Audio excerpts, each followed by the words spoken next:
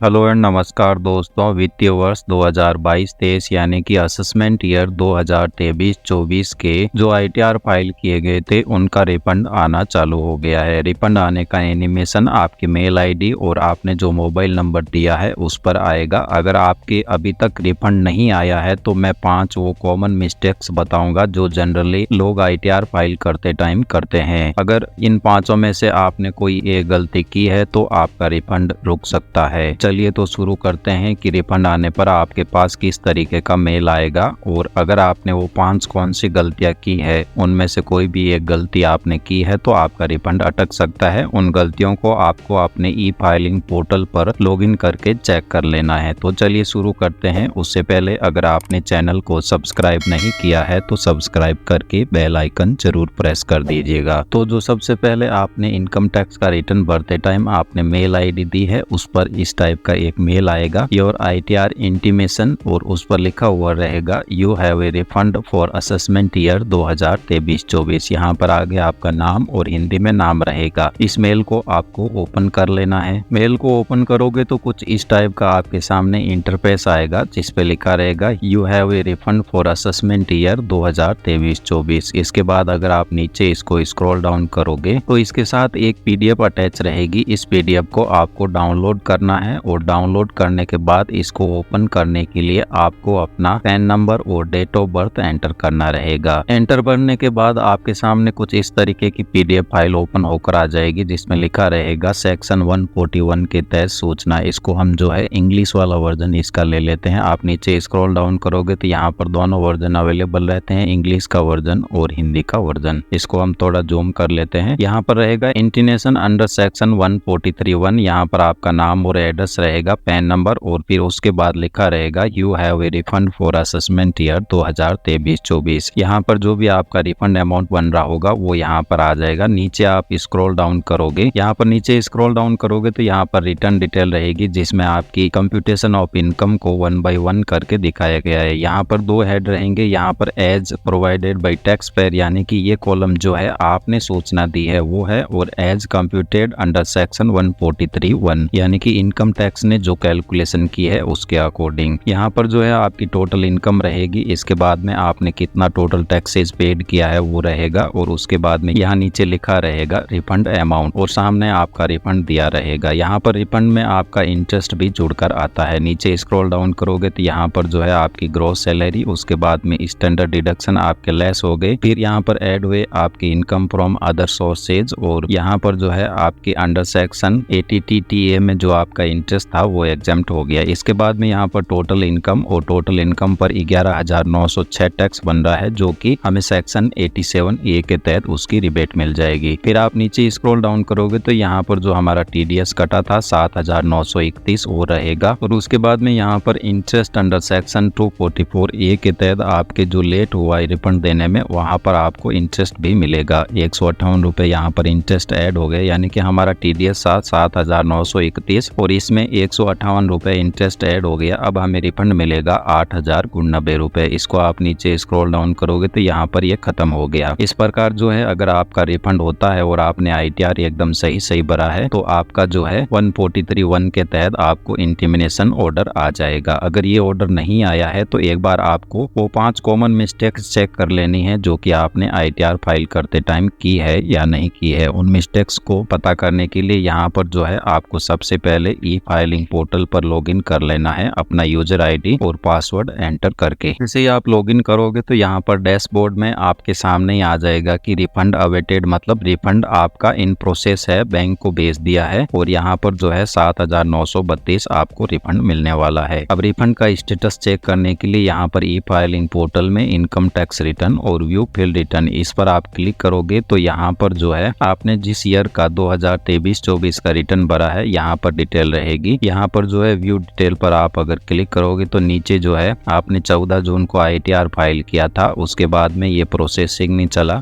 और यहाँ पर जो है 13 जुलाई को यहाँ पर आईटीआर का इंटीमेशन ऑर्डर इश्यू हो गया। 13 जुलाई को जो है आपका रिफंड के लिए बैंक को भेज दिया है। अब जनरली बैंक को भेजने के 2 या 3 दिन बाद जो है रिफंड आ जाएगा। अगर आपके ऐसा ऑर्डर नहीं आया है तो आपको चेक करना है। सबसे पहली मिस्टेक क्या होती है, जनरली आपका बैंक अकाउंट वैलिडेट है या नहीं है। तो यहाँ पर जाना है आपको। डैशबोर्ड पर जाने के बाद यहाँ पर बैंक अकाउंट रहेगा, इसके सामने अपडेट का ऑप्शन रहेगा, इस पर आपको क्लिक कर देना है। यहाँ पर देखना है कि कहीं आपका बैंक अकाउंट ऐड हुआ है या नहीं हुआ है, या फिर यहाँ पर फेल्ड में तो नहीं शो कर रहा है। अगर फेल्ड में शो कर रहा है तो यहाँ पर जो है आपको अपना बैंक अकाउंट ऐड कर लेना है। अगर यहाँ पर IFSC या पैन लिंकिंग फेल हो जाता है तो आपको अपने बैंक में जाके अपना पैन कार्ड नंबर लिंक कराना रहेगा अकाउंट के साथ। ये होगी पहली मिस्टेक। दूसरी मिस्टेक आपको चेक कर लेनी है, वापस डैशबोर्ड पर जाकर के यहाँ पर जो है पेंडिंग ऑप्शन रहेगा, पेंडिंग एक्शन का यहाँ पर रहेगा रिस्पॉन्स टू आउटस्टैंडिंग डिमांड। इसका मतलब होता है कि आपके पिछले सालों में कोई टैक्स बकाया तो नहीं है। अगर आपका पिछले सालों का कोई टैक्स बकाया है और प्रेजेंट ईयर का आपकी जो है रिफंड बन रहा है, तो वो रिफंड अमाउंट आपके पिछले सालों के बकाया टैक्स से एडजस्ट हो जाएगा। अगर आपका बकाया टैक्स है वो इनवैलिड है या आप उसको एडजस्ट नहीं करवाना चाहते तो यहाँ पर जो है आप नो ऑप्शन कर देंगे, उसके बाद आपका जो है रिफंड जल्दी से जल्दी प्रोसेस हो जाएगा। तीसरा आपको यहाँ पर चेक कर लेना है, वापस डैशबोर्ड पे जाकर के आपको अपना AIS एनुअल इंफॉर्मेशन स्टेटमेंट यहाँ पर जो है आपको देख लेना है और उसमें देखना है यहाँ पर डाउनलोड का ऑप्शन रहेगा फाइनेंशियल ईयर, और इसको डाउनलोड कर लेना है। डाउनलोड करने के बाद इसको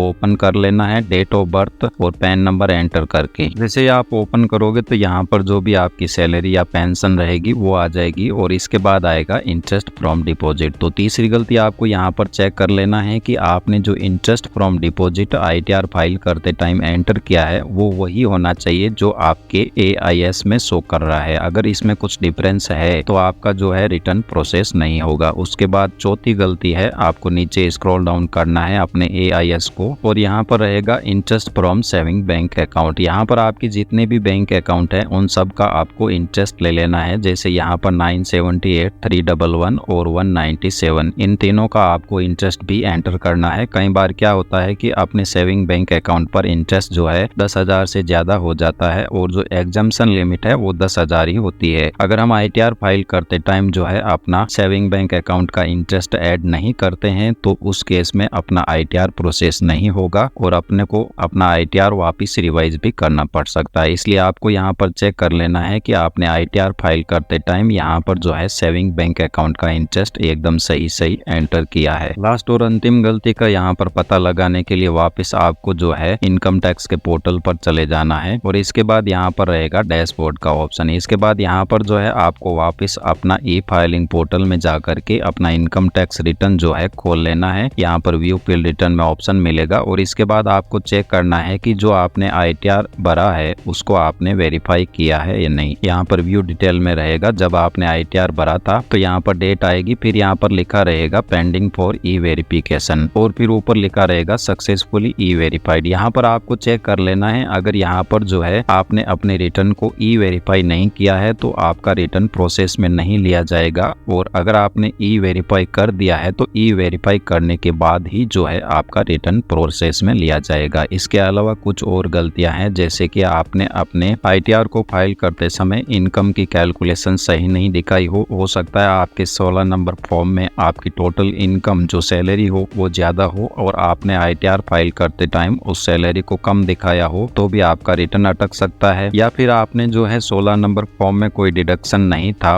और उस डिडक्शन को आपने ITR फाइल करते टाइम क्लेम किया है तो उस डिडक्शन को वेरीफाई करने के लिए भी आपके पास जो है इनकम टैक्स की तरफ से नोटिस आ सकता है। तो इसलिए यहाँ पर जो है एक बार अपने फॉर्म को डाउनलोड कर लेना है और डाउनलोड करने के बाद आपको वापस अपने फॉर्म को 16 नंबर फॉर्म के साथ मैच करा लेना है और हर एक एंट्री को सही कर लेना है। यहाँ पर अननेसेसरी जो है डिडक्शन आपने क्लेम नहीं किए हो और आपने अपनी सैलरी जो है 16 नंबर फॉर्म के अकॉर्डिंग ही दिखाई हो। अगर 16 नंबर फॉर्म से आपने कम सैलरी दिखाई है तो वापस आपको अपने ITR फॉर्म को रिवाइज कर लेना है और रिवाइज करके जो है वापस सबमिट कर देना है। उसके बाद ही आपका जो है रिफंड प्रोसेस में लिया जाएगा। धन्यवाद दोस्तों, जानकारी अच्छी लगी हो तो चैनल को सब्सक्राइब जरूर कर दीजिए।